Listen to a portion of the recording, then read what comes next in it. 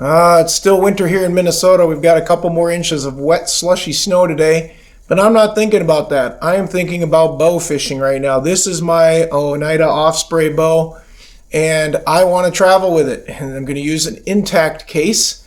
I've never used one of these before, but if you add up the exterior dimensions here, you'll find that it's under 62 inches. It's about 60 inches, which means I can go on regular luggage with this inside the hull of the plane for not an extra fee. And I got to figure out if I got to take it apart here or if I got to take it apart at the end. I also got to figure out how to, kind of collapse it in a bit to get it to fit in the case. If I was to buy a regular case, I need a case for a 44-inch bow, and I am not into that. I don't want to go onto a plane with such a big object to begin with to carry in, and it's only going to be used for small-time travel. So the intact case, which works for ARs, I think will work really well, and I might even be able to leave this reel on in the front once I break this down enough. And I think I can even get my extra stuff that I wanted in here for the trip, such as fishing poles and stuff. So I'm going to set the camera up and I'm going to start trying to break this down and see if I can get it in here. So the goal of this is to have a really nice case that I can fly with the Oneida Osprey Bow, and a couple poles, a couple reels, maybe some jigs and some lures, my finger guard, my Allen wrench set, and maybe even a razor, shaver, and a scale or two I'd like to get in there. I did some measurements at the beginning, made sure I had my bow poundage right so that I'm used to what it is, because I'm going to probably loosen up the bow a bit. I put some marks at the head of my screws. I checked my tilling to make sure that's in tune and make sure that I know the exact number so that I know exactly what it needs to go back to so that I can put the bow back into tune when I put it together. My goal is not to strip it all the way down, but I want to see if this Oneida bow will come down easily enough that I can get it into this intact case and put it through the airport safely and correctly in the regular sized luggage, really. And then I can take my carry-on with my clothes and stuff in it and go and enjoy this trip. I'm headed down to Florida and see if we can do some shooting down there. I think it's going to be really fun.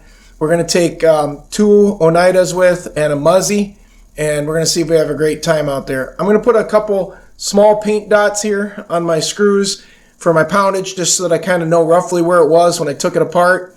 And when I put it back together, I can get close. And then when I get close, I'll have the scale, and it should go back together really quickly. I'm going to try to leave the string on the ends so that I don't mess that up. And I'm also going to try to keep the wire at least attached to each end so there's no chance that I mess up which one they went to in case they've stretched in differently or not. I want the bow to go together as easily as I can and as uniform as I can. So breaking it down here just takes a little bit of work. As you see, I'm taking the poundage screws and I'm backing them out. Now I'm going to back them fully out. So I'm going to take them all out so that I can take this thing and break it down. But I'm doing it kind of in stages. I'm going to do one side part way, then the other side part way, and one side. So everything kind of relaxes more evenly. Working in my pro shop, I've seen enough people just, take out one side and then it kind of wings off to the other. And I'm not a big fan of that. I don't want to overstretch one end or another or change things. Once I get it loose enough, I'm going to start taking these off, and I'm going to keep them on the limb, if you want to think about it, in the pocket. And then once I've got that, I'm just going to kind of place them into the case, and then hopefully they'll stay great. Now, I probably will, which I'm not going to show in this video, right before I fly, I'm probably going to take some t-shirts and stuff and pack it in here too and tighten things up with that just to lighten my load here and there on the carry-on part of it. And it'll also give some extra padding because I'm going to have some wires and stuff floating around.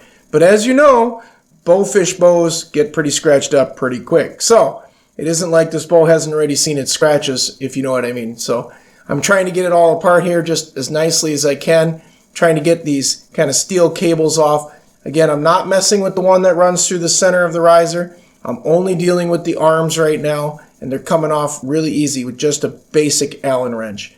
I'm kind of playing with where this is going to fit in the case, and as I do that, I realize that I can leave the reel on for sure, and I'm just going to take off the line guard there in the front because I'm going to have plenty of room. At one point, I thought, well, maybe I could even leave one of the arms on or limbs on the top end of the bow, or the bottom end, and I just decided, nah, the heck with it, because I want to put the reels and stuff in here. I'm not going to do that. This case also has 2 levels of foam in it, and each level is separatable, so you can pull it apart and, you know, kind of make your cutout for the bow and drop it in it. I decided already I'm not going to do that. I'm just going to take out the 1 layer, set the bow in, and then I'm going to have enough material stuff to just kind of squish it in tight, and I think it'll get there fine. Obviously, I'll try to give you a review on how my bow makes it through the Airlines. And hopefully the intact case does really well. It's got an airlock on it that can be opened so that it can, you know, depressurize. It's got quite a few locks. I think it's got 6 in total, 1 on each end and 2 on the front. It's got a pair of wheels on it so it can be wheeled, and a handle that picks up on the front. And again, when you measure all that, it's under the 62 inches. The case itself isn't very much. It's literally like a 5-pound case, so that isn't tough. And what I'm doing here is just taking off that guide there in the front. I think it's going to make it easier. Just going to hook that line up there so I don't lose it. I'm going to take this off. This is pretty easy to put back on. It just takes a wrench. I'll make sure I have a wrench here in the case, and I'll make sure I have my Allen wrenches. And in theory, I should be able to put this back pretty simply. Now, the only thing I noticed, like I said, when I was first looking at it, is the handle. You know, the handle of the reel sticks up more than I want. I don't want it getting bent or damaged. It's a muzzy reel, and it's a very good reel. And because of that, I'm just going to, it's ambidextrous, right? So you can turn it from, you know, the right-hand side to the left-hand side. So what I'm going to do is I'm going to take that handle off and set it in there. So what you're looking at right now, darn case doesn't want to stay up here. It's been quite the pain for me. It just doesn't want to stay. What you're looking at right now is just the riser and the reel, and I'm going to just take off this little screw here on the back side, because once I have that off, I should be able to pull the handle out and then just kind of set it in there, put the screw back in it, and then just, I won't lose it, and it'll just ride like that. Now there's plenty of room to shut the case completely, and I'm just going to take the limbs, which I haven't, again, taken the string off so I didn't accidentally untwist it or anything, and I'm just going to put that in here, and I'm just going to kind of work with the wires.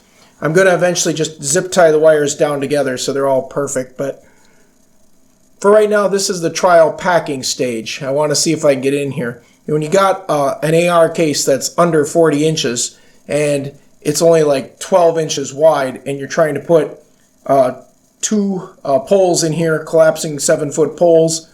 I'd like to put a couple bait caster reels in here, a couple spools of line for them, you know, probably 30-pound test so that I can fish the shoreline a little bit when we're not out on the boat. I want my glove in here. I want my Allen wrench in here. I want my wrench in here. And as you can see, this is that piece of foam. It just isn't going to fit in at this point because all this stuff is going to be in there and it's going to be tight. But quite impressively, it fits rather nice. A little bit of pressure down, and that pressure will be a little bit more once I pack a few shirts in it. But otherwise, it closes really well. And it's really a nice, sturdy case. And there's the airlock position on it. I'll just make sure that's slightly open. Just kind of wanted to see if it totally came off. It does. Hopefully I won't lose it and just crack it a hair and call it good. And boy, this thing is just about ready to wheel around, which I think will make it nice. I should be able to throw my carry-on over my shoulder and come in with this, get up to the desk, get this checked in as luggage, and then walk into the airport with my ID and my carry-on, get off the plane, wait for this in luggage, throw this in the back of any Uber car, and be able to make it quite well. So now I've got 2 bait casters in here, 2 collapsible 7-foot poles in here, some extra line. I got to grab my arrows yet. I got to grab the wrenches and the Allen wrench yet. I'll get that stuff in here in a minute. But overall, I'm really quite pleased to how this is packing in. This intact case is working really, really well, folks. It's about 5.5 inches thick, too. Yeah, I think it says 5.5 inches thick. So it's not the thickest case, and it's got some nice locks if you like to use the TSA locks, you know, to secure things better. So I'm hoping it gets there in one piece. Now, at this point, I've added a couple arrows. I might add a third, but the guide's got some too. I've got my Oneida emergency pack in here with my extra string. I've got, you know, extra floats in there. I've got my Allen wrench in there. I've got a tape measure in there. I've got a wrench in there. I've got my bite blocks now in. I'm pretty much kind of set with this, which is good. The only thing I'm missing is a couple very small tackles for some soft lures that I want to throw in, and there's quite a bit of room to squeeze those in for sure. Quite pleased with how this came together. I was able to put in the back there my bite blocks. I'm also going to put back there a couple little small tackles, one with weights, one with some offshore hooks in it, one with some soft body baits in it, particularly rubber tails for jigs and stuff. And maybe I can pick something up, you know, kind of on the brackish water side or even on the ocean side if I can wing it out there far enough and have a little fun with it. I got plenty of time to do that with. The couple guys that are going with, they all enjoy fishing too. And we'll see if we can maybe catch something that way. As long as I got it at this point, I like to show you kind of what it weighs. So right now I've got 2 fishing poles, 2 bait casters, the line, several arrows in it, the wrenches, the Allen wrenches, my emergency pack stuff in case something breaks, and I'm just trying to get it on the scale. The wheels are kind of preventing it. It wants to roll off, so let's see if I can do it this way and get it on here. So out the door right now without any clothes or any extra packing, I'm at about 19 pounds. As long as I stay under 50 pounds and under 62 inches, and that's, you know, length and width and depth all, you know, added up, I should be able to get onto the plane quite comfortably with this. I should be able to get into the entrance of the airport quite easily because I'm taking a bus. I live about an hour and 20 minutes from the airport, so I'll take a bus into the airport, which will be nice. And when I get off the bus, I'll be able to just grab this and go, and it should be pretty easy to have on the bus too, which is not difficult, but you know, you don't want to be honking a big old bow case in there, if you know what I mean.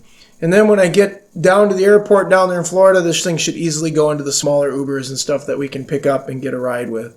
I'm very, very pleased with this. I think the whole case cost me about $100, folks. I bought it from, I don't know how to pronounce the name. I'll put it below. It's like EYLAR. So LER or something like that. They're the ones that sold it to me. Everything's in here nice. I've now moved it around a couple times and shook it. Everything's holding in place. I'm not seeing anything move. I'm really excited for the trip.